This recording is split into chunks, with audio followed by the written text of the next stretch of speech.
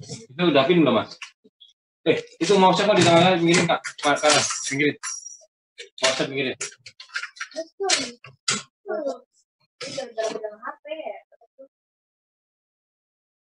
Udah pin belum dilihat ya?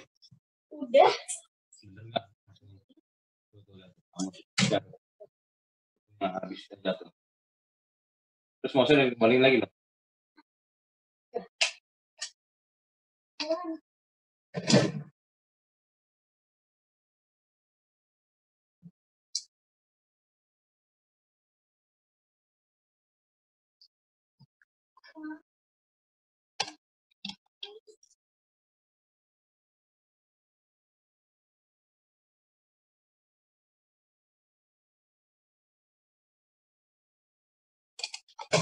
Mandinya jangan lama-lama ya, Tar.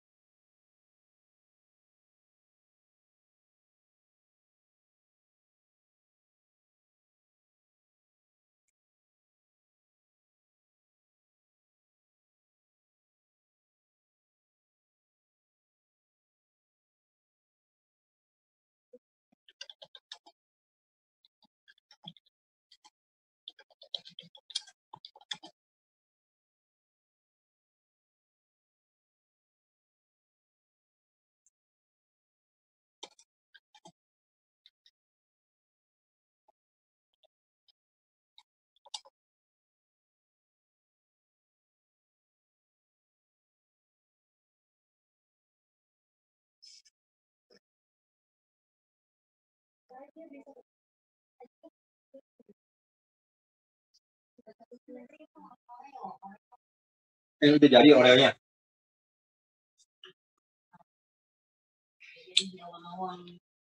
Pengkap udah kelar. Dia harus orang di sekolah bisa.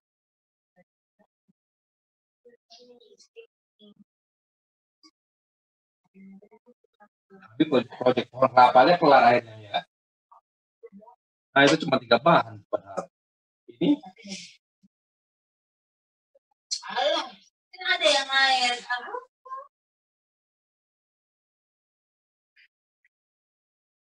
Iya, Mas.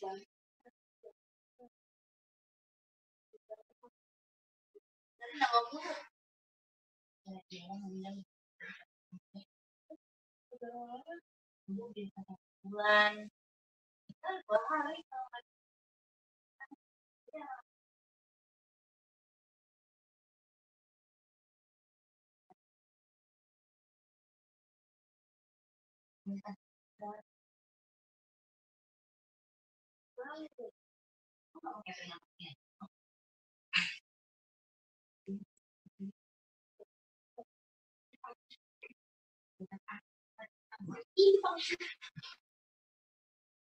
Ikan asin.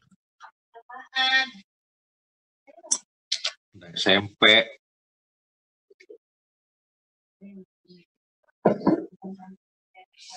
Risol aja nggak tahu. Jadi pasif ya. Nasi padang ya.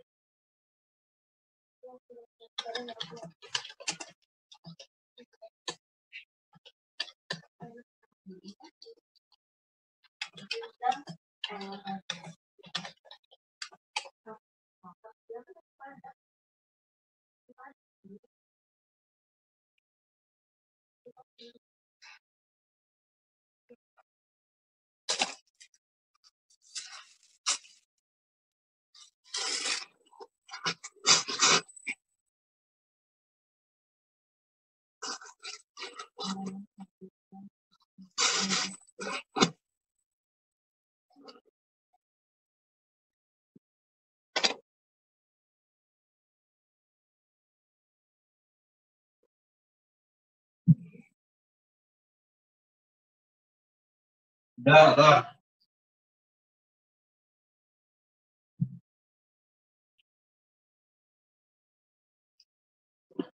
Nih, anak yang kecil ini gimana caranya ya? Apanya?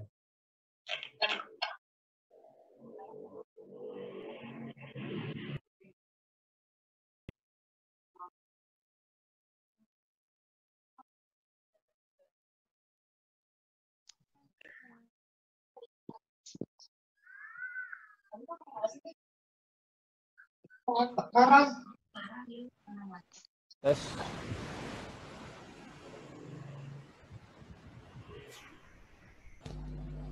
Cek. Dengeran ya? Suara aja. Mic-nya kepotong nggak? Mic-nya rusak. Udah bisa dengar semua. Arga, cek. Bagus nggak suaranya nggak? Bagus, Ustaz. Siap. Bagus, Ustaz. Alhamdulillah.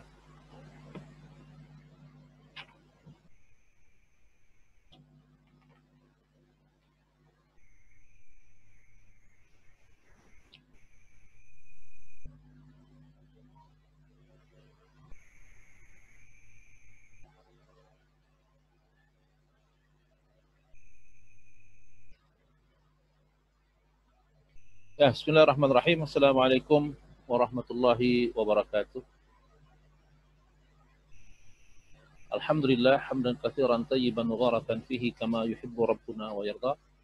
Asyhadu la ilaha illallah wahdahu la syarikalah wa asyhadu anna Muhammadan abduhu wa rasuluh. Allahumma salli wa sallim ala nabiyyina Muhammadin wa ala alihi wa sahbihi ajma'in. Wa man tabi'ahum bi ihsan ila yaumil amma ba'du. Fa inna asdaqal hadithi kitabullah وخير الهدي هدي محمد صلى الله عليه وسلم وشر الأمور محدثاتها فإن كل محدثات بدعة. Ikhwani alhamdulillah wa yakum, kita melanjutkan pembahasan kita dalam risalah yang keempat tentang ma'rifatul Rabb atau ma'rifatullah, mengenal Allah Subhanahu wa taala. Kemudian Syekh Muhammad berkata war-rabbu wal ma'bud. Ar-Rabb adalah sesuatu yang diibadahi. Wad-dalil qauluhu ta'ala. Dalilnya adalah firman Allah Subhanahu wa taala dalam surat Al-Baqarah ayat 21 dan 22. Allah Subhanahu wa taala berfirman, "Walladzina min qablikum la'allakum tattaqun." Ya ayuhan nasu taqu rabbakumul ladzi khalaqakum walladzina min qablikum la'allakum tattaqun. Ya, Allah Subhanahu wa taala berfirman, wahai sekalian manusia, takwalah kalian kepada Allah Subhanahu wa taala yang telah menciptakan kalian dan orang-orang sebelum kalian agar kalian menjadi orang yang bertakwa. Alladzi ja'ala lakumul arda firasya was samaa binaa, yaitu yang telah menghamparkan bumi bagimu dan meninggikan langit. Wa anzala minas samaa'i ma'an, dan telah menurunkan hujan dari langit. Fa'araja bihi minas thamarati rizqan lakum, dan dengan air hujan itu Allah tumbuhkan bermacam-macam tumbuhan sebagai rizki bagi kalian. Fala taj'alu lillahi andada wa antum ta'lamun. Janganlah kalian menjadikan membuat tandingan-tandingan bagi Allah Subhanahu wa taala sedangkan kalian mengetahuinya. Ikhwani a'udzubillah wa iyyakum. Syekh Muhammad berkata war-rabb wal ma'bud. Ar-rabb adalah sesuatu yang diibadahi, ai huwal ladzi yastahaqqul ibadah, yaitu sesuatu yang berhak untuk diibadahi, ya. Wa amma ghairuhu fala yastahiqqul ibadah. Maka selain Allah tidak berhak untuk diibadahi. Maka ini jadi pengertian dari la ilaha illallah ya Pak, ikhwani adrillah wa iyyakum, bahwa bukan tidak ada Tuhan selain Allah, tapi tidak ada yang berhak diibadahi selain Allah Subhanahu wa taala. Ya, karena kenyataannya banyak yang dijadikan Tuhan selain Allah Subhanahu wa taala. Tapi yang berhak diibadahi hanya Allah Subhanahu wa taala. Karena dikatakan li'annahu laysa rabban. Amma ghairuhu fala yastahiqqul ibadah li'annahu laysa rabban. Adapun selain Allah, maka tidak berhak diibadahi. Karena apa? Mereka bukan Rabb. Ya. Mereka bukan pencipta. Mereka bukan yang memberikan kita rizki. Mereka juga bukan yang melindungi kita. Maka mereka tidak berhak untuk diibadahi. Hadza wajhu kalamu Syekh rahimahullahu taala yaqulu ar-rabbu huwal ma'bud. Inilah maksud dari ucapan Syekh Muhammad yang mengatakan ar-rabb huwal ma'bud. Rabb itu adalah sesuatu yang diibadahi. Ai huwa alladhi yastahiqqul ibadah. Dia itu sesuatu yang berhak untuk diibadahi. Tsumma aidan la yakfi al-insana yaqirru birrububiyyah bal la budda an yaqirru bil ubudiyyati lillahi azza wa jalla. Karena Allah manusia tidak cukup hanya sekedar mengakui Allah sebagai Rabb, tapi dia harus mengamalkan, menunjukkan ibadahnya hanya untuk Allah Subhanahu wa taala. Wa yaf'aluha mukhlishan lahuddin, dan yang dilakukan itu dengan penuh keikhlasan, menjadikan agama hanya untuk Allah Subhanahu wa taala. Fa bada ma aqarra annahu Rabb, fa innahu yalzimuhu ay yuqarra annahu wal ma'bud wa anna ghairuhu la yastahiqqu syai'an min al-ibadah. Maka siapa saja ikhwani adrillah wa iyyakum yang mengakui Allah sebagai Rabb, maka hendaklah dia menunjukkan ibadahnya hanya kepada Allah Subhanahu wa taala, bukan kepada yang lain. Wa dalilu, dalilnya adalah tadi yang disebutkan dalam surat Al-Baqarah ayat 21 dan 22. Allah berfirman, ya ayuhan nas, hadza nida'u minallahi li jami'in nasi al-mu'minu wal kuffar. Allah berfirman, ya ayuhan nas, wahai sekalian manusia. Ini maksudnya panggilan dari Allah kepada segenap manusia, baik dia mukmin maupun dia kafir. Baik dia mukmin maupun dia kafir. Kemudian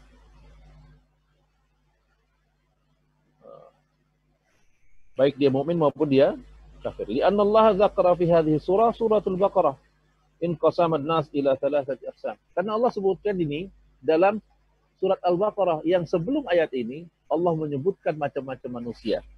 Ya. Allah menyebutkan macam-macam manusia. Yang pertama Allah menyebutkan macam manusia yang beriman. Allah Subhanahu wa ta'ala al-mu'min alladzina yu'minu bil ghaib, yaitu orang yang beriman kepada hal-hal yang ghaib, wa yu'minuna bil yaumil akhir, yang beriman kepada hari akhir. Ya. Wa wasafahum bi annahum humul muflihun, dan mensifati Allah Subhanahu wa ta'ala, mensifati orang-orang mukmin. Ya. Allah Subhanahu wa ta'ala mensifati orang-orang mukmin sebagai orang-orang muflih, orang yang beruntung, orang yang sukses, ya, orang-orang yang akan mendapatkan kebahagiaan. Itu Allah Subhanahu wa ta'ala mensifati orang mukmin sebagai muflihun, yang Allah katakan ulaika ala hudam mir rabbihim. Mereka itulah yang berada di atas hidayah Rabb mereka. Wa ulaika humul muflihun, dan mereka itulah orang-orang yang beruntung. Ini golongan yang pertama yang Allah sebutkan, ya. Manusia terbagi di 3 golongan dalam Al-Baqarah di awal ini. Maka Allah sebutkan dalam ayat ini, ya ayuhan nas, seluruh manusia, termasuk 3 golongan ini. Ya. Yang pertama orang mukmin. Yang kedua apa? Al-kuffar. Siapa mereka? Alladzina azharul kufri wal inad, yang menampakkan kekufuran dan pembangkangan. Ya.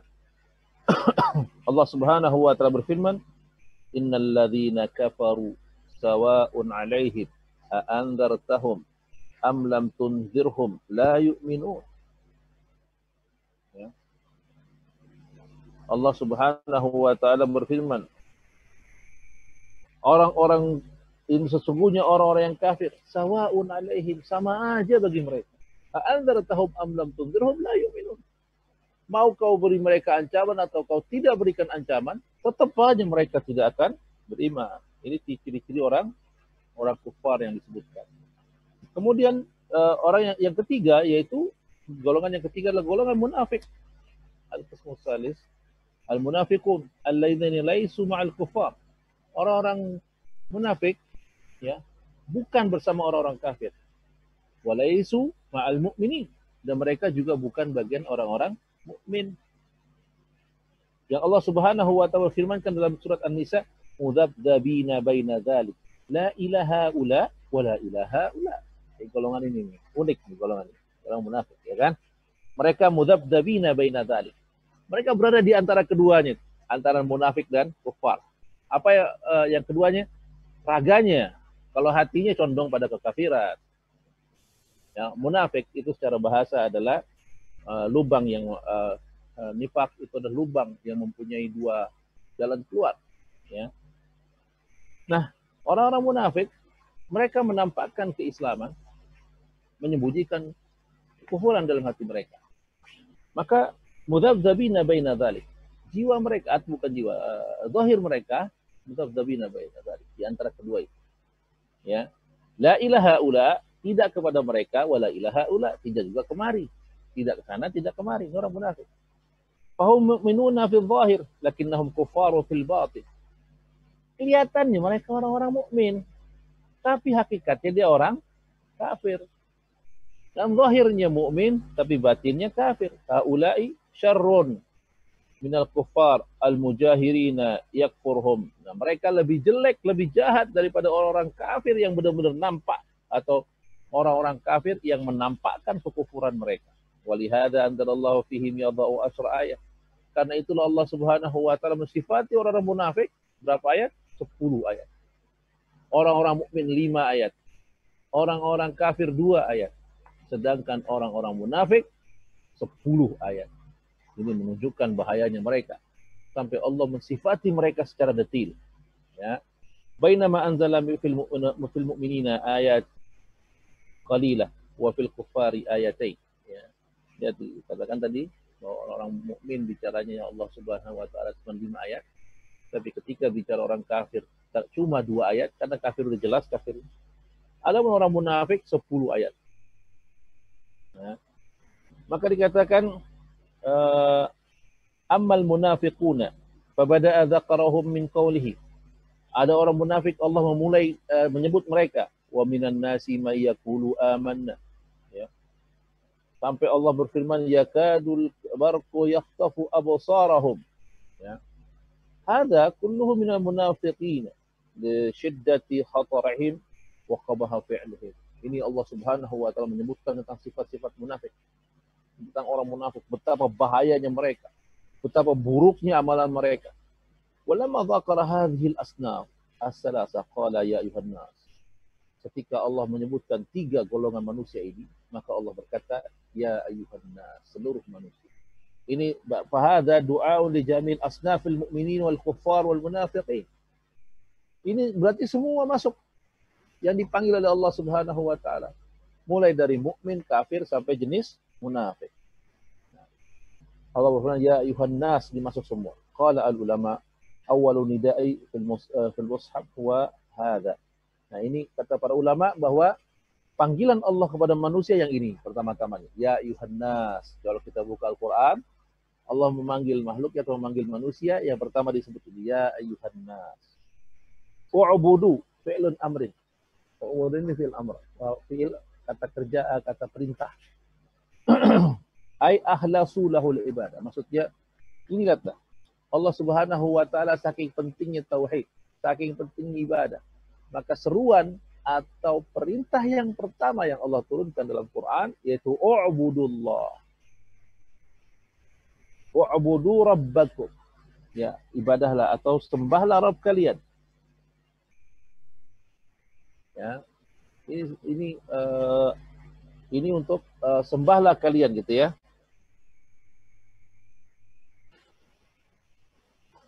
Sembahlah Rabb kalian. Ini perintah Allah yang pertama dalam mushaf. Ini perintah Allah dalam mushaf. Ya. Allah Subhanahu wa taala perintahkan u'budu rabbakum, ya, u'budu rabbakum ay ahlasu lahul ibadah. Maksudnya ikhlaskan ibadah hanya untuk Allah Subhanahu wa taala saja. Limada? Kenapa?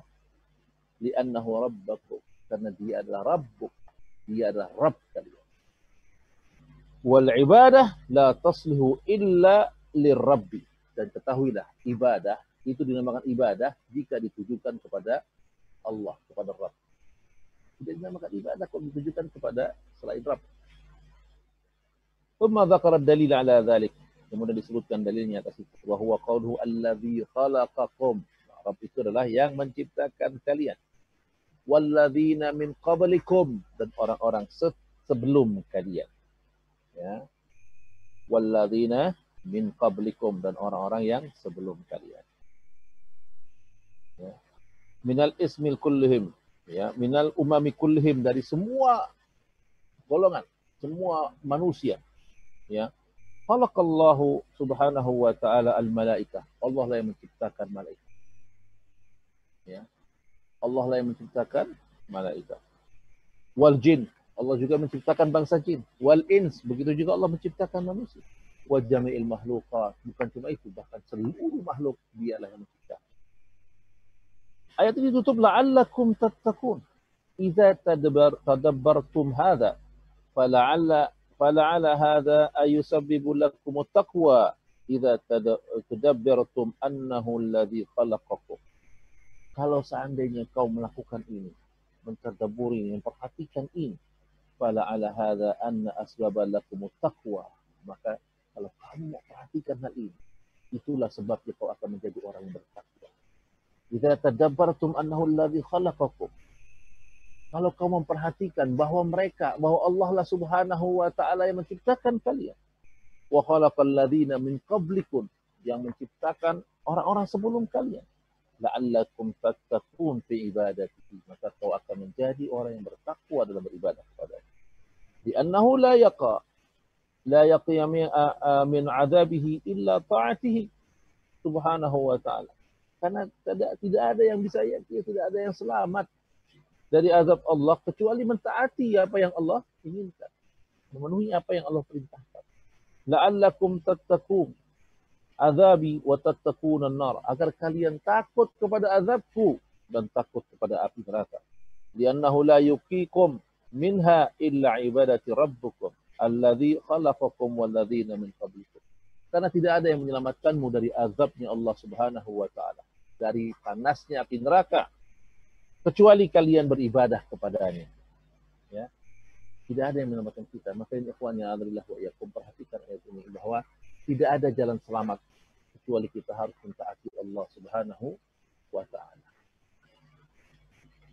Thumma aslul istidlal ala rububiyyati wa ubudiyyati Subhanahu wa taala yaqulu lahu ya biqaulihi ja'ala lakumul arda firasya. Kemudian pokok dari dalil ini, ya, adalah rububiyah dan ubudiyahnya Allah Subhanahu wa taala dengan firman-Nya ja'ala lakumul arda firasya, ya, ay basatan, ya Allah yang menciptakan bumi dengan terhampar dan tenang, ya. Wallahu ja'ala lakumul arda bisata, ya, ay mabsutatun wa firasya, yang menghamparkan, ya, hamparkan.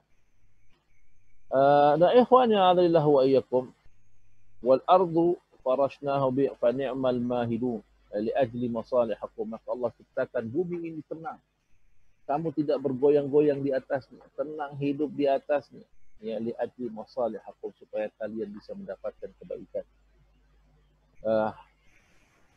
Nah, ikhwannya adalah wa iyyakum, dan selanjutnya tentang langit, Allah Subhanahu wa taala yang memberikan langit sebagai naungan, ya. Wa anzala minas sama'i ma'an fa akhraja bihi minas thamarati rizqan lakum.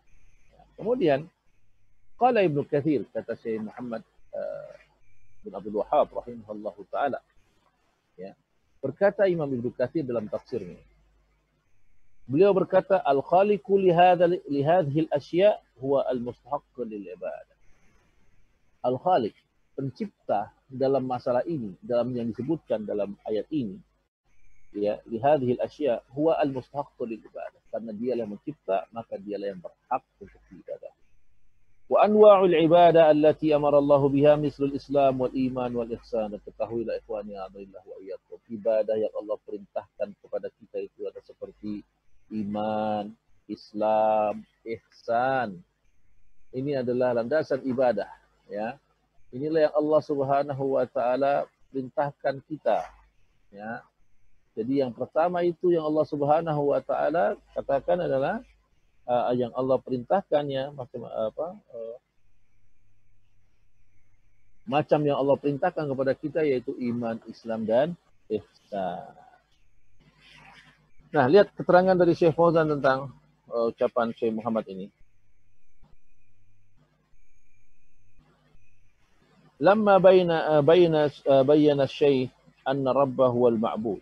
Ketika Syekh Muhammad menjelaskan tentang Rabb itu adalah yang diibadahi. Wa istadalla biqaulihi ta'ala ya ayuhan nas. Kemudian dia berdalil dengan firman Allah dalam surah Al-Baqarah ini. Ya, istashhada bi kalami Ibnu Katsir rahimahullahu taala fi tafsiri bil ayat, ya. Nah, ini bersesuaian, dikuatkan dengan pendapatnya Ibnu Katsir dalam tafsirnya tentang ayat ini. Wa arada ayyubayyina anwa'il ibadah, dan ingin disampaikan di sini, diterangkan di sini macam-macam ibadah. Wa adillati kullu na'in, dan ditunjukkan dalil-dalilnya dari setiap macam-macam ibadah dalam bab ini. Wa adillati kullu na'in wa fal ibadah fil lughah ma'naha at-tadallul wal khudu'. Ibadah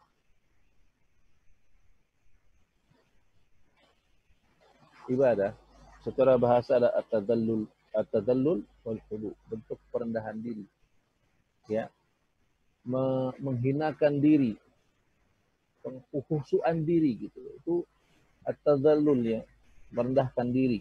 Itu maksudnya adalah ibadah.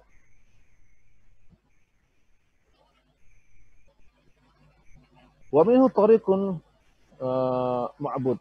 Dia jalan menuju peribadatan, yakni madallul al-mahdhu bil masyi alaihi, ya. Yaitu ketundukan. Ibadah itu adalah penuh ketundukan.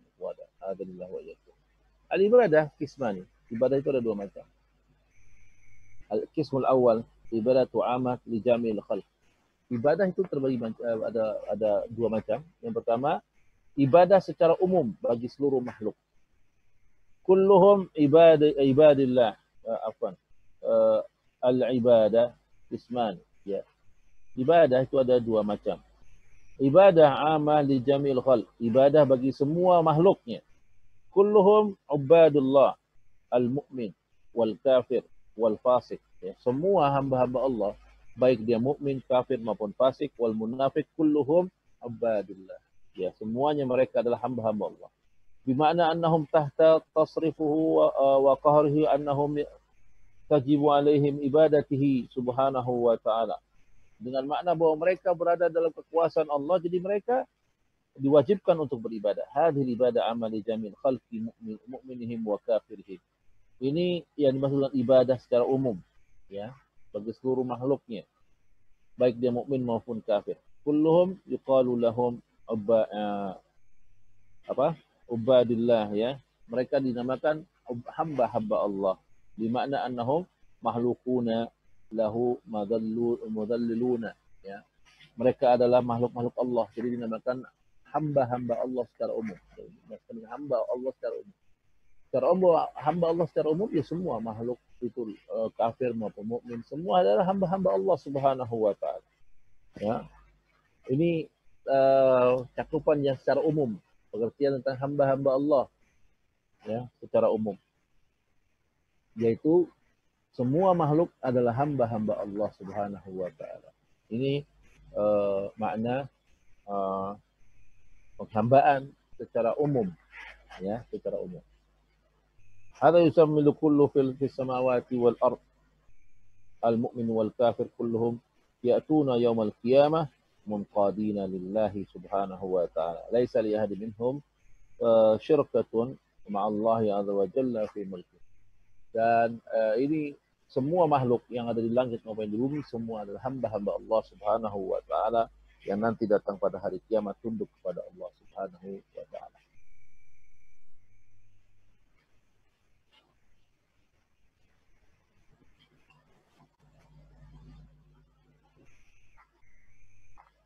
Sedangkan pengertian ubudiyah yang kedua, ubudiyah khasatan bil mu'minina. Ubudiyah ini disebutkan orang-orang mukmin saja, khusus. Ya. Seperti Allah Subhanahu wa taala berfirman, wa ibadur rahman, dan hamba-hamba ar-Rahman, alladzina yamshuna 'alal ardi hauna, yaitu orang yang berjalan di atas muka bumi ini dengan penuh ketundukan. Qala ta'ala, inna ibadi laisa laka 'alaihim sultan. Allah juga berfirman, sesungguhnya hamba-hambaku tidak ada kekuasaan atasmu untuk merusaknya. Wa qala syaitana illa ibadaka minhumul mukhlasin. Syaitan juga berkata tentang hamba-hamba Allah yang ikhlas ini, yaitu kecuali hamba-hambamu yang ikhlas, yang tidak bisa diganggu oleh syaitan. Hadhi ubudiyah khasah. Ini maksudnya dengan penghambaan secara khasah. Wa huwa ubudiyati at-ta'ah wa taqarrubu ila Allah bitauhid, yaitu hamba-hamba yang menjalankan ketaatan dan taqarrub kepada Allah dengan mentauhidkan Allah dalam beribadah. Wal ibadah fi syar'i ikhtilaf al ulama fi ta'rifiha. Ibadah secara dalam syariat, ya, pengertiannya berbeda-beda menurut para ulama, ya. Yakni ikhtilafat ibaratihim fi ta'rifiha, yaitu mereka berkhilaf tentang definisi dari makna ibadah, ya. Wa makna wahid, tapi wal makna, tapi maksudnya adalah sama, ya, maknanya adalah sama. Karena istilahnya ada ikhtilaf tanawu, khilaf yang sama cuma beda redaksi saja. Ya, yang beda itu beda redaksi tapi tujuannya sama. Faminhum may yaqul, sebagai mereka ada yang mengatakan al ibadah ghayatul dhullu ala ghayatil hub. Ibadah yaitu tujuan adzul, perendahan diri dan tunjukkan cinta, ya. Kama qala Ibnu Qayyim fi Nuniyah, seperti mana ucapan Ibnu Qayyim dalam Nuniyah, ibadatur rahman ghayatul hubb, ya. Ibadah kepada Ar-Rahman adalah menunjukkan cinta kepadanya. Ma'adhulli 'abidihi huma qitbani, dikatakan disertai dengan cinta dan penghambaan diri, perendahan diri, maka itulah dua kutub yang tidak terpisahkan, ya. Fa'arafaha bi annaha ghayatul hub ma'a ghayatil dhul, maka diketahui bahwa yang namanya ibadah adalah pencurahan cinta dan tujuan, ya, tujuan cinta dan penghambaan kepada Allah Subhanahu wa taala. Ini salah satu pengertian ibadah. Wa minhum may yaqulu al-ibadah hiya ma amara bihi syar'an min ghairi atrada arafi wala iqtida'a aqli. Dengan pengertian yang lain, ibadah, ya, adalah sesuatu yang diperintah secara syar'i, ya, yang tidak diketahui tujuannya, yang tidak diketahui secara akal. Sebagai perintah dari syar'i semua itu ibadah, ya. Lianal ibadah tauqifiyah la tasbutu bil akal. Karena semua ibadah itu tauqif, ketetapan dari Allah Subhanahu wa taala, bukan maunya akal. Ya. Ini sekarang kita lakukan itu tuh. Ya. Ibadah itu adalah tauqif, ketetapan dari Allah, bukan akal-akalan. Ya. Sesuai dengan dalil. Kita dulu di saat aman, kita datang ke masjid, itu karena dalil. Allah perintahkan kita untuk datangi masjid. Ya. Saat ini kita tidak ke masjid, itu bukan karena maunya kita, bukan karena akalnya kita, tapi karena dalil. Oh, jika dalam keadaan yang sangat berbahaya, maka tidak ada masjid. Di zaman Nabi SAW, jangankan bahaya virus dan segala macam. Hujan deras saja, hujan deras. Bilal diperintahkan azan as-salat, bukan hayya ala salat, tapi diperintahkan apa? As-salatu fi rihalikum, atau as-salatu fi buyutikum. Salatlah kalian di rumah-rumah kalian. Dulu ketika hujan deras, ketika jalanan becek, Nabi perintahkan Bilal untuk azan apa? As-salatu fi rihalikum. Salatlah di tempat-tempat tinggal kalian. Tidak perlu datang ke masjid. Itu di zaman Nabi SAW. Hujan deras saja bisa menghalangi seseorang ke masjid. Ya. Nah, sekarang bukan hujan deras, bahkan bahaya. Bahaya mengancam jiwa yang kita nggak tahu bahaya itu ada di mana. Gitu. Yang luar biasa saat ini adalah kita diancam bahaya yang sangat besar, tapi kita nggak tahu bahayanya itu di mana. Entah kita yang menebarkan bahaya atau orang lain yang mendatangkan bahaya. Ya. Ibadah itu tauqif, ketetapan dari Allah Subhanahu wa taala. Ketika ada dalil maka kita ikuti.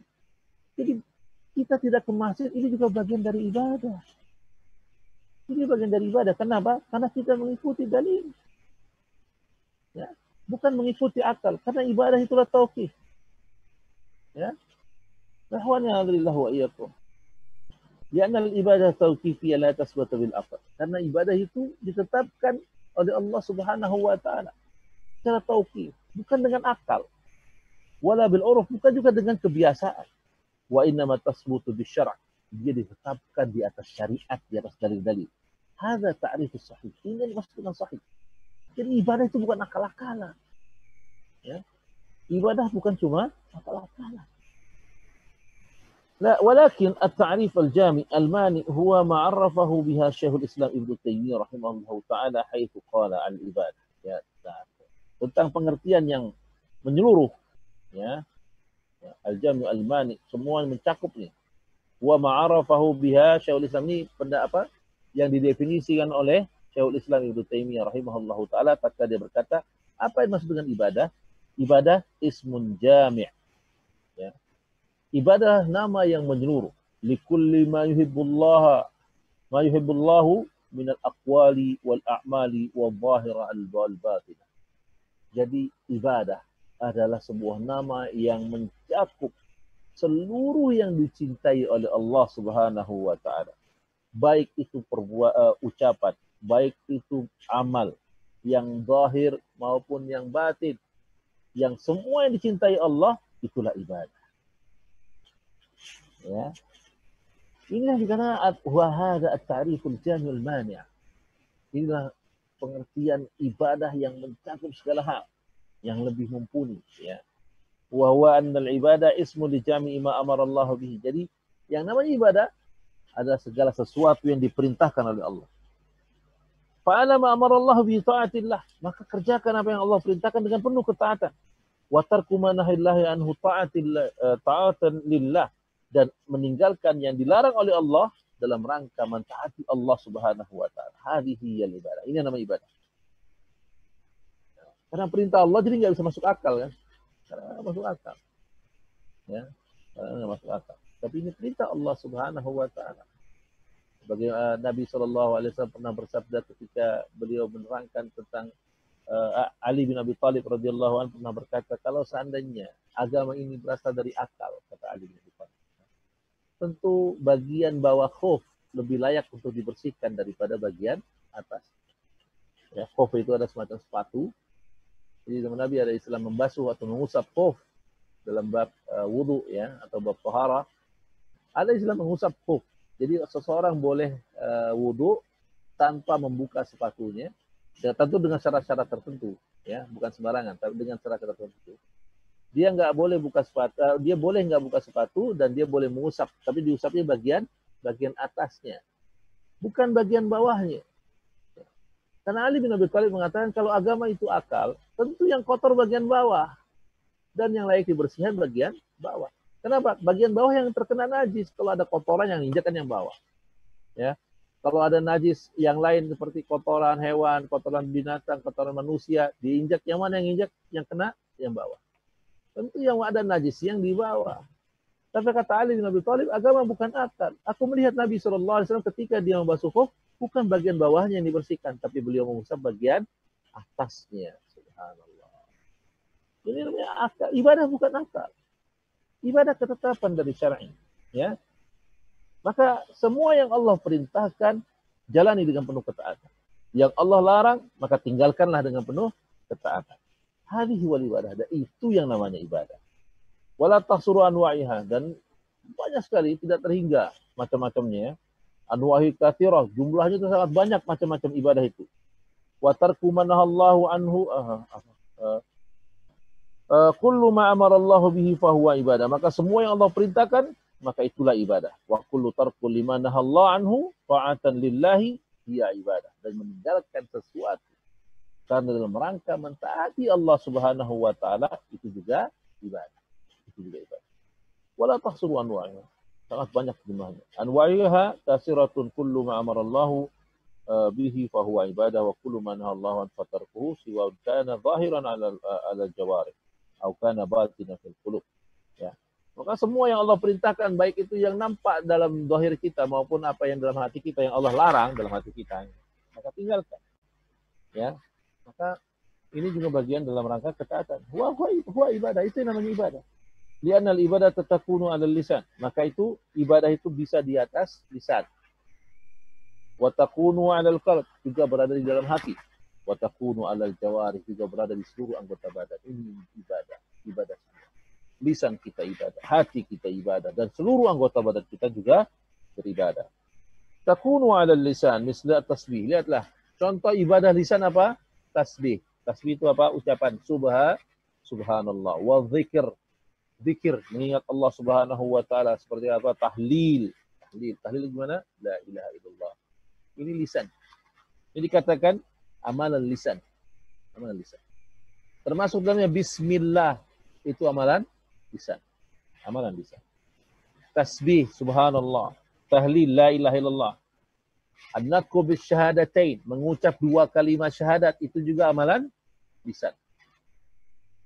Kullu aqwal lisan al-masyru'ati min dzikrillahi fa innaha ibadah. Maka semua yang diomongkan, yang digerakkan oleh lisan, ya, yang disyariatkan, ya, aqwal lisan al-masyru'ah, ucapan-ucapan lisan yang disyariatkan, min dzikrillah, seperti zikir kepada Allah, fa innaha ibadah, seperti membaca Quran dan lain sebagainya, itulah ibadah. Wa kadzalika ma fil qalb, begitupun yang ada dalam hati. Minat taqarrub ila Allah Subhanahu wa taala fa innahu ibadah, fa innahu ibadah. Dan amalan yang ada dalam hati itu juga dinamakan ibadah, walaupun enggak kelihatan, tapi itu dinamakan amal ibadah. Seperti apa?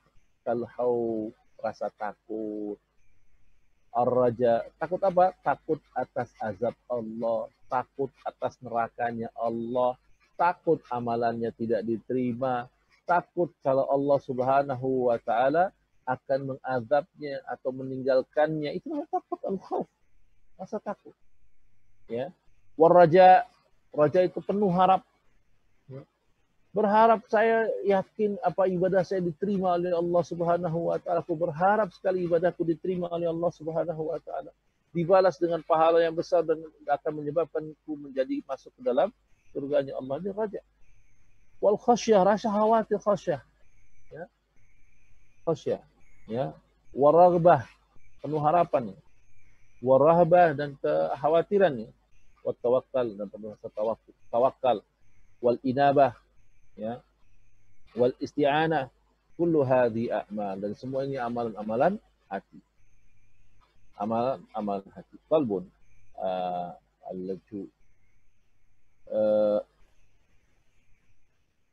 al-ju'i ila Allah bil qalbi wa khasyatullah wa khawfihi wa raghbatu ilaihi, ya, wa mahabbatihi subhanahu wal ikhlasu lahu wa niyyatu shadiqah lillahi, kullu ma fil qulub min hadhil anwa'i fa huwa ibadah.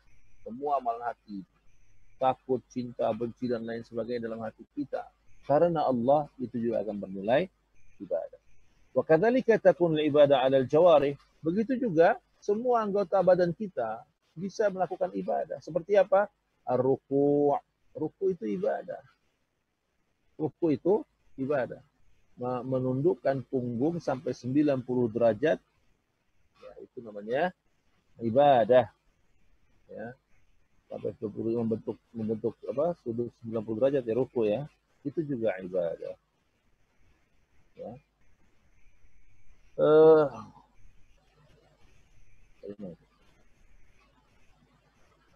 Ruku, kemudian sujud, kemudian jihad fisabilillah, ya, jihad melawan hawa nafsu, kemudian hijrah, kullu hadhihi ibadah biadaniyah. Ini semua termasuk hijrah badaniyah. Wasiyam, atau berpuasa, ibadatun badaniyah.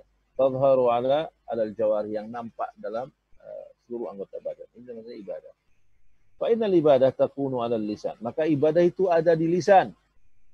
Wa 'alal qalb, berada dalam hati. Wa takunu 'alal jawari, dan juga nampak dari seluruh anggota badan. Tsumma hadhil ibadah tanqasimu ila ibadati badaniyah wa ila ibadati maliyah. Maka yang jawari, ya, Maka seluruh ibadah itu yang lisan, hati dan jawarih, ya, ini namanya semua ibadah, dan ibadah ini terbagi menjadi dua lagi, yaitu ibadah badaniyah dan ibadah maliyah. Ibadah badan dan ibadah harta. Apa itu ibadah badaniyah? Hiya ats-tsalatsa al-anwa' allati qulna takunu 'ala al-lisan wa 'ala al-jawarih wa 'ala al-qalb. Apa itu ibadah badaniyah yang tadi disebutkan? Yaitu ibadahnya hati, ibadahnya lisan, ibadah jawarih. Ya, ini termasuk ibadah badan. Dan apa yang disebut ibadah maliyah? Misla ikhrajiz zakat, seperti mengeluarkan zakat. Misla al-infaq fi sabilillah, seperti infak fi sabilillah. Wa al-infaq fil jihad, yaitu infak dalam berjihad. Maka ini dinamakan ibadah maliyah, ibadah harta. Wajahadu fi sabilillah bi amwalihim wa anfusihim. Allah berfirman seperti itu, ya. Dan berjihad mereka di jalan Allah bi amwalihim, dengan harta mereka, wa anfusihim, dan dengan jiwa mereka, dengan harta dan jiwa mereka. Qaddamal amwal 'alal anfus. Lihatlah, dalam ayat ini Allah mendahulukan harta daripada jiwa. Wa fal jihad bil mal ibadatul maliyah. Maka jihad di jalan Allah itu adalah ibadah maliyah. Ya, jangan mikirnya kalau jihad itu ibadah badaniyah. Ya. Nabi pernah menyuruh orang yang pulang, yang ingin mendaftar jihad tapi nggak punya apa-apa, ya, nggak punya pedang, nggak punya kendaraan, Nabi suruh pulang. Ngapain dia pergi jihad? Ya, nyusahin orang. Mestinya kau berjihad itu dengan biamwalihim wa anfusihim. Pertama hartanya dulu, harta dulu. Sekarang mau lihat teriak jihad, hartanya aja dia nggak mau beri, apalagi dia mau beri jiwanya. Ya. Hartanya dulu.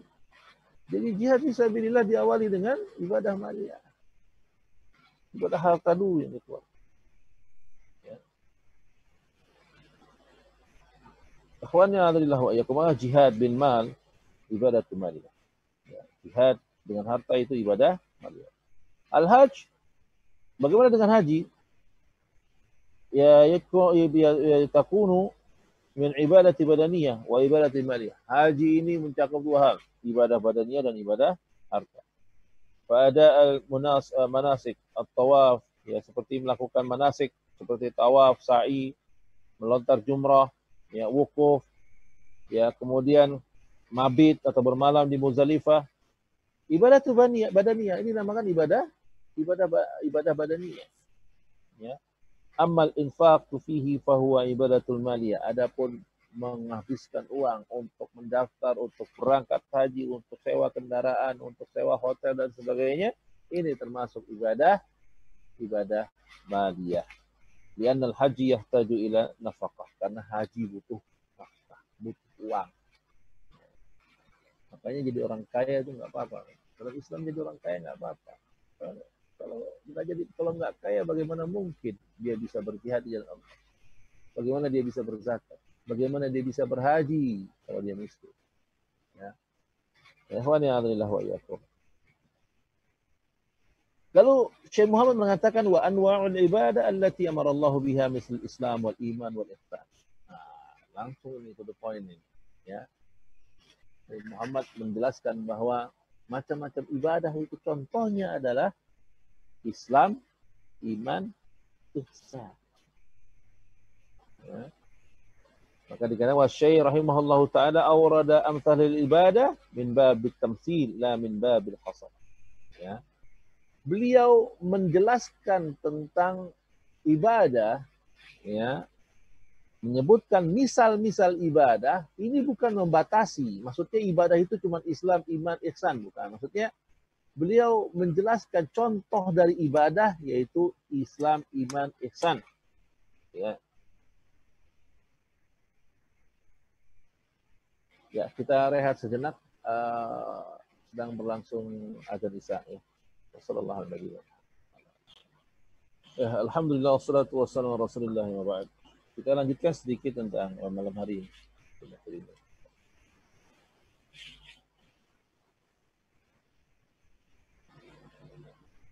Jadi tadi dikatakan anwa'ul ibadah allati amarallahu biha mislu al-islam wal iman wal ihsan. Dan contoh macam ibadah yang Allah perintahkan yaitu Islam, iman dan ihsan. Ini bukan untuk mengecilkan, ya, atau bukan untuk membatasi, tapi ini maksudnya untuk memberikan contoh macam ibadah. Karena nggak mungkin dijelaskan dalam risalah yang sedikit ini tentang jenis ibadah semuanya, nggak mungkin, ya. Maka hanya ditemukan 3 hal ini karena ini yang paling penting.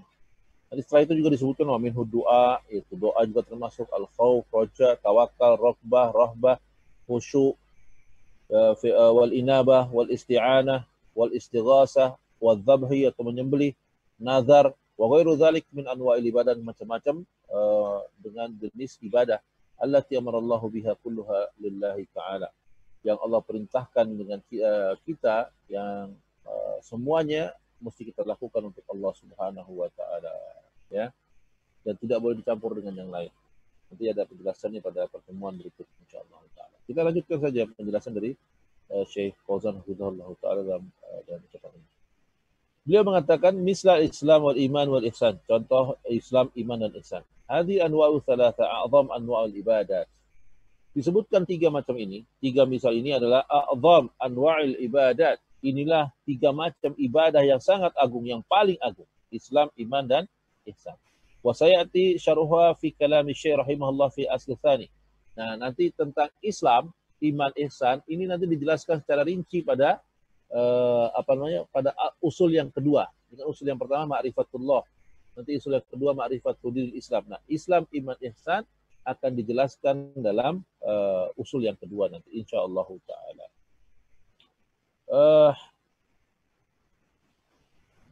Wa dzakaraha huna li'annaha min anwa'il ibadah. Disebutkan dalam usul yang kedua ini karena termasuk bagian ibadah, ya.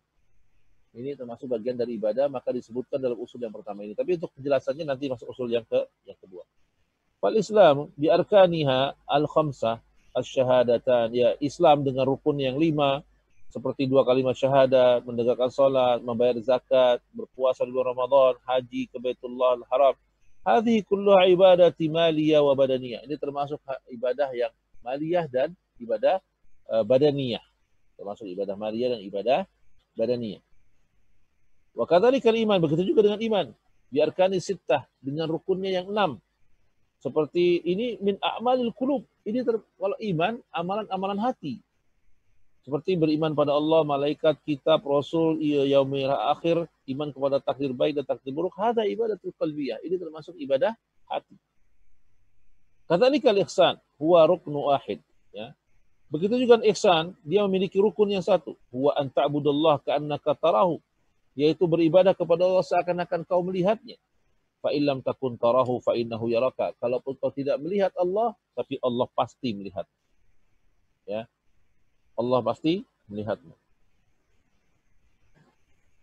Hadza a'la anwa'il ibadah. Inilah macam ibadah yang paling tinggi, yang paling agung. Li'annal ihsan huwa a'la anwa'il ibadah. Ihsan ini tingkatan ibadah yang paling tinggi. Wa hadhihi tusamma maratibud din. Dan 3 hal ini, Islam, iman, dan ihsan, dinamakan tingkatan agama. Li'anna majmu'iha huwa din. Ya, karena semuanya urusan agama nih. Maksudnya dinamakan kumpulan dari agama. Karena Jibril lama sa'ala Nabi sallallahu alaihi wasallam bi hadrati ashabi. Yaitu Nabi sallallahu alaihi wasallam pernah didatangi Jibril, ya, bertanya di depan para sahabat. Maka Nabi menjawab Islam, iman, dan ihsan. Setelah Jibril pulang, Nabi berkatakan hadza Jibril atakum yu'allimakum amra dinikum. Ya, amru dinikum. Inilah Jibril yang datang kepada kalian yang mengajarkan tentang masalah agama kalian. Fasummi hadhihi thalatha ad-din. Maka 3 hal ini yang dinamakan din dalam agama kita. Ya.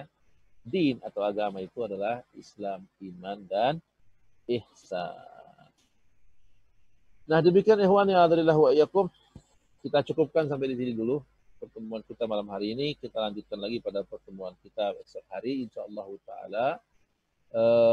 Jadi besok kita akan mulai merinci tentang makna ibadah-ibadah lain seperti doa, istighosah, isti'anah, dan lain sebagainya. Pada pertemuan berikutnya lengkap dengan dalilnya dari Syekh Muhammad bin Abdul Wahhab rahimahullah taala yang dijelaskan oleh Syekh Shalih Fauzan hafizahullah taala. Sampai di sini dulu pengertian tentang ibadah dan macam-macam ibadah yang ada ibadah. Jadi kita rangkum pertemuan kita pada hari ini, yaitu pengertian ibadah Yang dimaksud dengan ibadah adalah secara bahasa al-khudu wa tadallul, untuk perendahan diri dan pengagungan diri kepada Allah Subhanahu wa taala, perendahan diri kita, menundukkan ketundukan dan perendahan diri kita itu namanya ibadah. Sedangkan secara bahasa ibadah maknanya adalah ismun jami' li kulli ma yuhibbullahu wa yardah min al-aqwali wal a'mal al-zahira wal batinah. Jadi yang dimaksud dengan ibadah adalah semua amalan yang mendatangkan kecintaan dan keridhaan dari Allah Subhanahu wa taala, baik itu ucapan maupun perbuatan, maka itu yang dinamakan dengan ibadah. Dan ibadah, ya, ibadah atau ibadah secara ibadah terbagi lagi menjadi dua macam. Ada ibadah badaniyah, ada ibadah maliyah. Ya. Apa itu ibadah badaniyah? Ibadah badaniyah itu yang dilakukan di dalam hati, dalam lisan, dan dalam seluruh anggota badan. Sedangkan ibadah maliyah adalah ibadah harta, yaitu mengeluarkan harta yang kita miliki.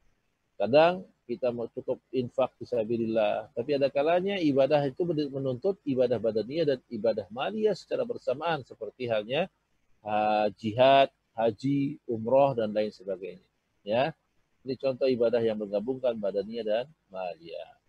Demikian ikhwan yang adalah wa iyyakum. Insyaallah nanti pada pertemuan berikut dijelaskan tentang macam-macam ibadah, ya, yang utama yang tidak boleh ditujukan kepada selain Allah. Macam-macam ibadah yang tidak boleh ditujukan kecuali hanya untuk Allah Subhanahu wa taala. Demikian ikhwan yang adalah wa iyyakum pertemuan kita pada malam hari ini. Semoga ada manfaatnya untuk Anda dan antum semua. Kita cukupkan jumpa kita, ya, dari sesi soal sesi materinya. Ya, bisa dilanjutkan setelah ini. Bagi yang ingin bertanya, kami persilahkan bagi yang ikhwan untuk mengangkat tangan terlebih dahulu, sedangkan akhwatnya dipersilahkan untuk menulis saja di kolom chat, ya, chatting, di chat aja, ya, bisa langsung menulis pertanyaan dan insyaallah bisa dibaca. Ya, demikian wasallallahu ala nabiyina Muhammad wa ala alihi wa sahbihi ajma'in. Tafadhal maskura, silakan yang mau bertanya.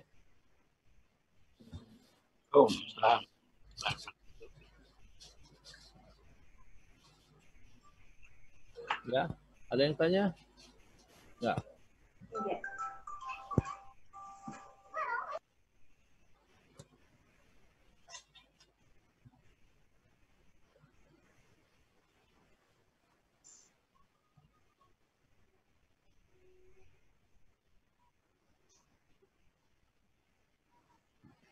Ada yang?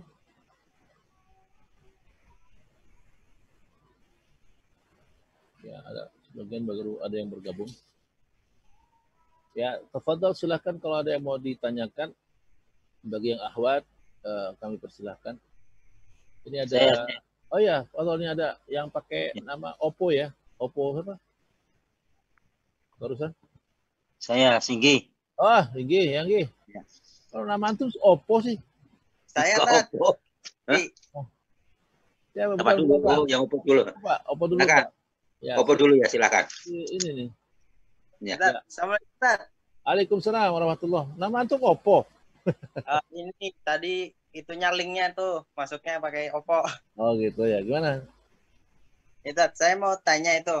Saya pernah dengar istilah katakanlah kebenaran walaupun pedang sudah di ujung leher. Apakah itu kalau kita mengatakan kebenaran lalu kita dibunuh, apakah itu bentuk ibadah juga, Tat? Terima kasih, Tat. Jazakallahu khairan. Wa iyyakum, alhamdulillah. Makasih banyak di soalnya, ya. Alhamdulillah. Ya, itu juga termasuk ibadah. Karena Nabi SAW juga pernah bersabda, afdhalul jihad qulil haqqa inda sultani jair. Jihad yang terbaik adalah mengatakan yang benar di depan penguasa yang zalim, ya. Penguasa yang jair, ya, yang melakukan dosa. Kita mengingatkan mereka, maka ini bagian dari jihad, dan jihad itu adalah ibadah. Adapun ketika nyawa kita terancam, ya, maka kita boleh melakukan kekufuran seperti yang dilakukan oleh Ammar bin Yasir untuk menyelamatkan nyawanya. ketika pedang sudah terhunus dan sudah berada di lehernya dan dipaksa oleh orang-orang kafir ketika itu, Ammar bin Yasir dipaksa untuk mencaci maki Nabi Shallallahu Alaihi Wasallam, dan dengan berat hati karena dia takut ancaman, ya, karena melihat kedua orang tuanya sudah syahid, dibunuh oleh orang-orang kafir ketika itu, maka Ammar bin Yasir mengucapkan kata-kata kufur.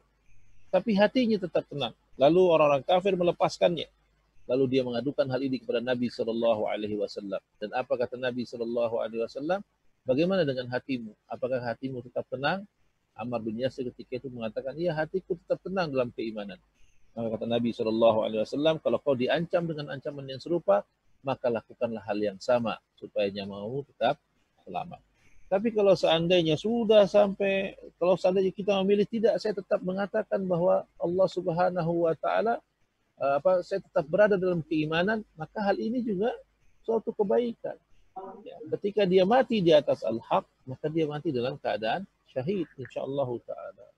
Ya, maka ini juga bagian dari ibadah. Wallahu ta'ala a'lam. Yang berikutnya Pak Singgih, tafadhol. Ya. Silakan Pak. Ya. Kaitannya gini, Ustaz. Assalamualaikum. Assalamualaikum warahmatullahi wabarakatuh.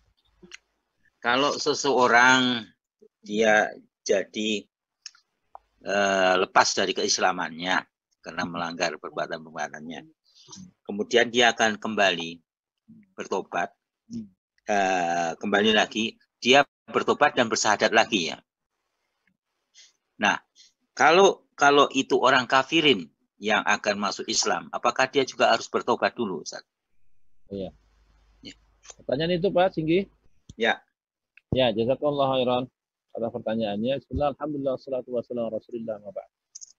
Dalam Islam, seseorang yang bertaubat, maka ada syarat-syarat diterimanya taubat. Ya. Syarat diterimanya taubat pertama itu harus ikhlas karena Allah Subhanahu wa Ta'ala. Kemudian menghentikan kemaksiatannya. Kemudian dia harus menghentikan, kemudian menyesal dan berusaha untuk tidak mengulangi lagi, ya kan? Iya. Dan yang dimaksud dengan ketika seseorang melakukan menghentikan itu adalah ketika dia melakukan maksiat. Ketika dia melakukan maksiat, yaitu maksiatnya dengan cara melakukan keburukan. Maka taubatnya adalah menghentikan kemaksiatan itu, menghentikan amal itu. Seperti orang yang berzina. Cara taubatnya bagaimana? Menghentikan zina. Orang yang minum khamr, taubatnya bagaimana? Berhenti meminum khamr. Itu cara taubatnya, ya kan? Tapi kalau taubatnya meninggalkan perintah, ya, meninggalkan perintah, seperti orang yang meninggalkan sholat.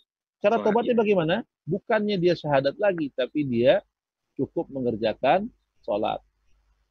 Jadi taubat itu adalah dia cukup mengerjakan. Jadi kalau ada orang Islam, seumpama seorang Muslim, kemudian dia melakukan kesyirikan yang menyebabkan dia keluar dari Islam. Bagaimana cara taubatnya? Cara taubatnya dia tidak perlu bersyahadat ulang. Dia cukup meninggalkan kesyirikan yang dia lakukan. Ya, dia cukup meninggalkan kesyirikan yang dilakukan, seperti dia minta pada kubur lalu dia berhenti meminta pada kubur, maka itu cara taubat.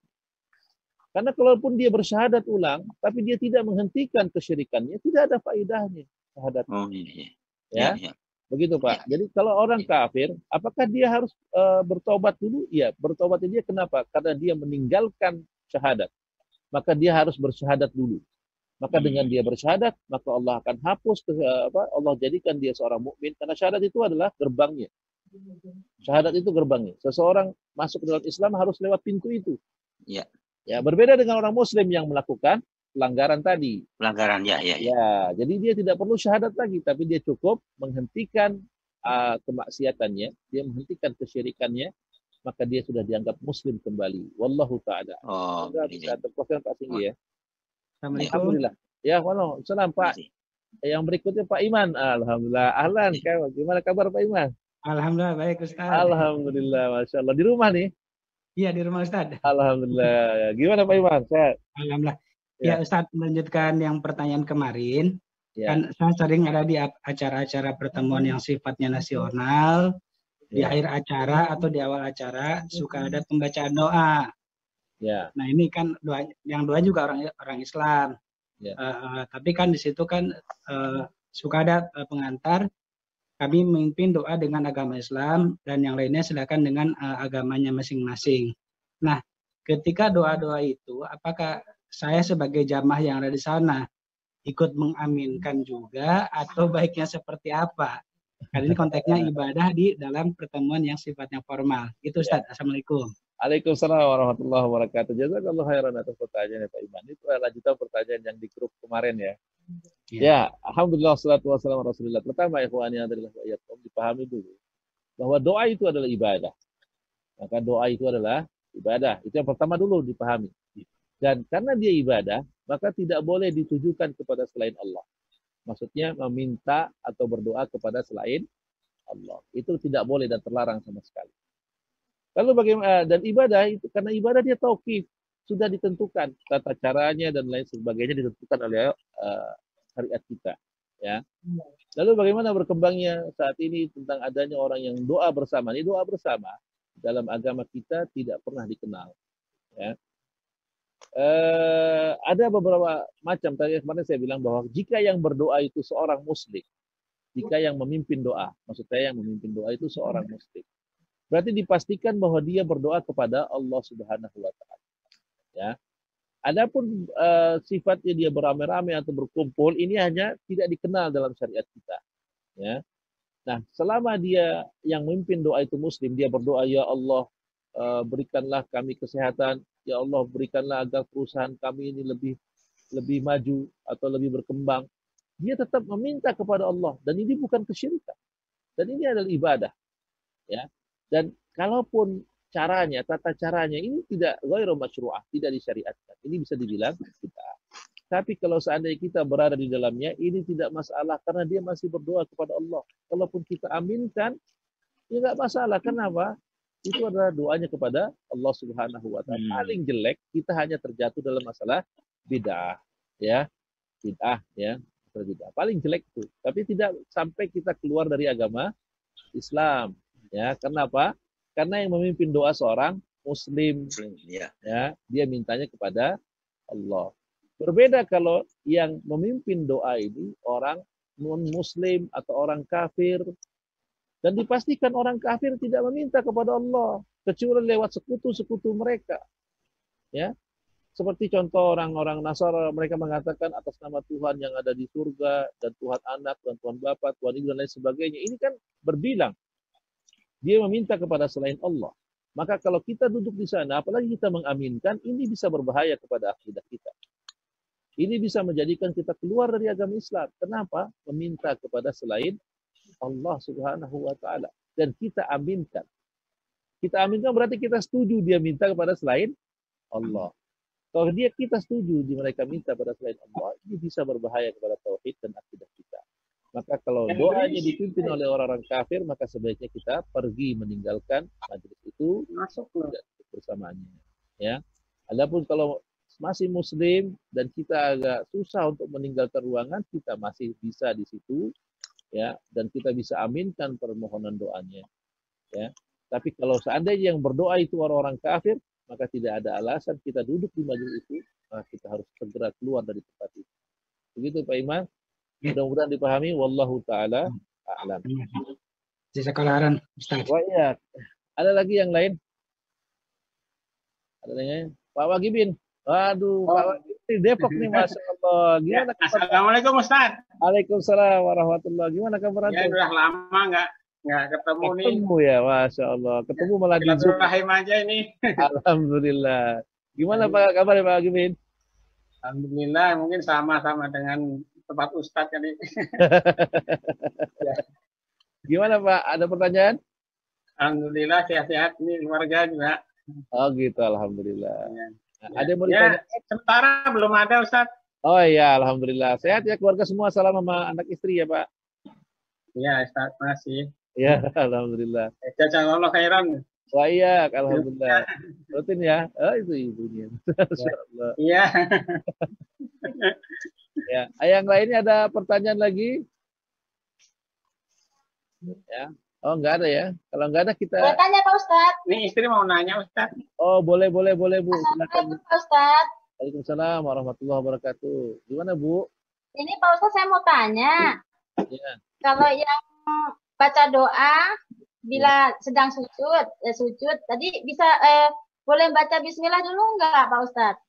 Maksudnya Kita maksudnya sujud terakhir, ya. kita baca yang dari Al-Quran itu harus baca Bismillah dulu nggak? Gitu ya Bu ya. Pertanyaan itu ya. Ya, Bismillah. Ya. Alhamdulillah. Terima kasih Pak Ustadz. Ya, alhamdulillah wassalatu wassalamu ala Rasulillah ma ba'd. Nah, ketika kita ruku dan sujud, kita terlarang untuk membaca Al-Qur'an, ya. Ini harus kita tahu dulu nih, bahwa di saat kita ruku maupun ketika kita sujud, kita dilarang untuk membaca Al-Qur'an. Lalu bagaimana kalau kita berdoa ketika sujud? Ketika sujud itu dianjurkan. Putus Ustaz suaranya. Ayo. Halo, tes. Kedengeran? Dan Pak Wagimin? Putus. Ya. Nah, udah. Dengeran Ustaz. Dengeran Udah ya. Pak Ustadz dengar. Iya. Jadi, kalau sujud, doa, itu diperintah untuk memperbanyak doa. Ya. Dan para ulama berselisih pendapat tentang... Halo? Dengar Pak Ustadz. Bentar. Mungkin ininya ya, apa namanya? Ini.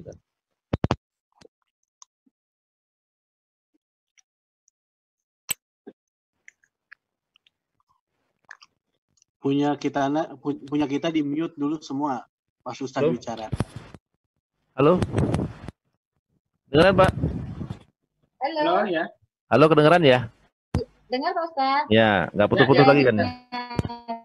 Ya, kalau putus-putus berarti sinyalnya jelek di sana kayaknya. Ya, kalau tadi dibilang masalah doa, sujud, itu diperintah oleh Allah Subhanahu Wa Taala, ya kan? Nah, tapi ada larangan dalam sujud itu membaca Al-Quran. Maka sebagian para ulama khilaf dalam masalah ini, bolehkah ketika sujud kita membaca doa yang berasal dari Quran? Ada sebagian yang melarang, ada sebagian yang membolehkan. Yang melarang mengatakan bahwa larangan harus didahulukan, bahwa larangan kita membaca Quran. Ya, maka tidak boleh ketika sujud membaca doa yang berasal dari Quran, karena dianggap itu membaca Quran. Sedangkan ulama yang membolehkan adalah mereka mengatakan yang tidak boleh membaca Al-Quran. Sedangkan sujud walaupun berasal dari Quran, doanya itu dibolehkan. Gitu ya. Dan ini saya condong pada pendapat yang ini. Boleh membaca Quran, membaca doa yang berasal dari Al-Quran. Adapun ucapan Bismillah, ya ketika kita berdoa, Bismillah itu diawali dari segala semua ucapan ya. Ketika Nabi SAW bersabda, "Kullu amrin dzibalin bi bismillahirrahmanirrahim fahi aqta." Semua masalah yang tidak diawali dengan bismillah, maka semua terputus dari rahmat Allah Subhanahu wa taala. Maka kalau seandainya ibu mau berdoa ketika sujud membaca bismillah, maka dipersilahkan saja ya. Dibolehkan saja karena itu bukan termasuk mengaji tapi memulai bacaan doa. Ya, jadi boleh Bu insyaallah baca bismillahirrahmanirrahim atau bismillah saja ketika akan memulai doa saat sedang sujud atau sedang sujud, karena sujud itu diperintahkan kita untuk memperbanyak doa ya. Wallahu taala alam. Ya. Pak Ustaz. Ya, sama-sama Bu. Ada lagi yang lain? Kalau nggak ada, kita cukupkan jumpa kita malam hari ini. Ya. Semoga Allah Subhanahu wa taala memberikan kita tambahan ilmu yang bermanfaat. Kita cukupkan jumpa kita dengan doa kafaratul majlis. Subhanakallahumma bihamdik asyhadu an la ilaha illa anta astaghfiruka wa atubu ilaik. Wassallallahu ala nabiyyina Muhammadin wa ala alihi wa sahbihi ajma'in. Wa akhirud da'wana alhamdulillahi rabbil alamin. Wassalamualaikum warahmatullahi wabarakatuh.